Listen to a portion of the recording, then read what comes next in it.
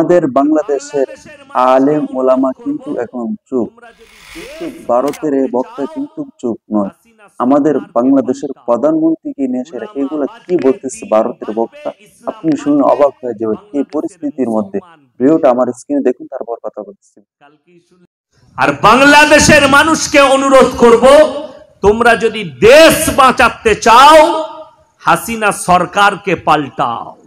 উলামা বাঁচবে, দ্বীন বাঁচবে, ইসলাম বাঁচবে, বাংলাদেশের মুসলমান বেঁচে যাবে। কালকে শুনলে অনেকজন বলছে তোমার দেশ নিয়ে ভাবো, আমি তো তোদের হাসিনা সরকারের গদি নামাবো। কেন? ইয়াসিন বাংলাদেশে ঢুকতে পাবে না, ঢুকলি অ্যারেস্ট।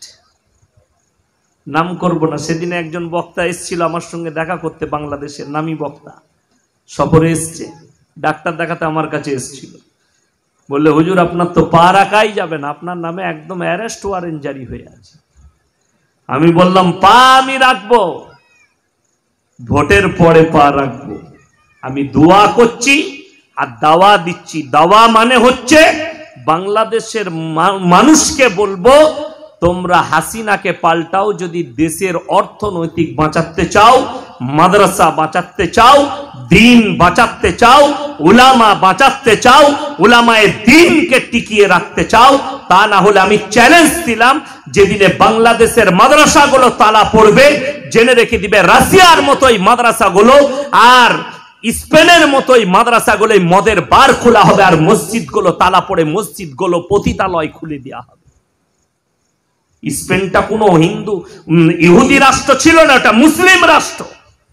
এইরকমই মুসলমানদের দ্বারা মুসলমানকে হত্যা করে সেই দেশের মাদ্রাসা মসজিদগুলো আজকে পতিতালয়ে পরিবর্তন হয়েছে।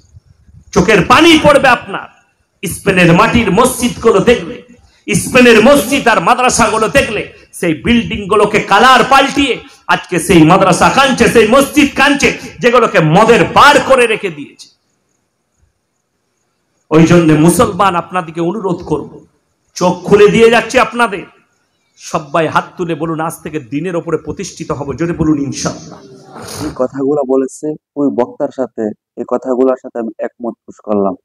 বাংলার জমিনে যত মানুষ আছে, আলেম ওলামা থেকে সাধারণ মানুষ পর্যন্ত এটাই চাইতেছে, আপনি আর ক্ষমতা থাকার দরকার নাই। হাজার হাজার রাশ পড়েছে সাপড়াতে, আরো অনেক বিভিন্ন সময় আপনি অনেক কিছু করেছেন। এই জন্য ক্ষমতাতে কি করবেন, ক্ষমতাটা ছেড়ে দিন। আর আজকের ভিডিওটা অবশ্যই আপনাদের কাছে ভালো লাগছে, বেশি বেশি শেয়ার করে সবার কাছে পৌঁছাই দিন। আজকের ভিডিওটা এ পর্যন্তই। ভালো থাকবেন, সুস্থ থাকবেন। আসসালামু আলাইকুম ওয়া রাহমাতুল্লাহি ওয়া বারাকাতুহু।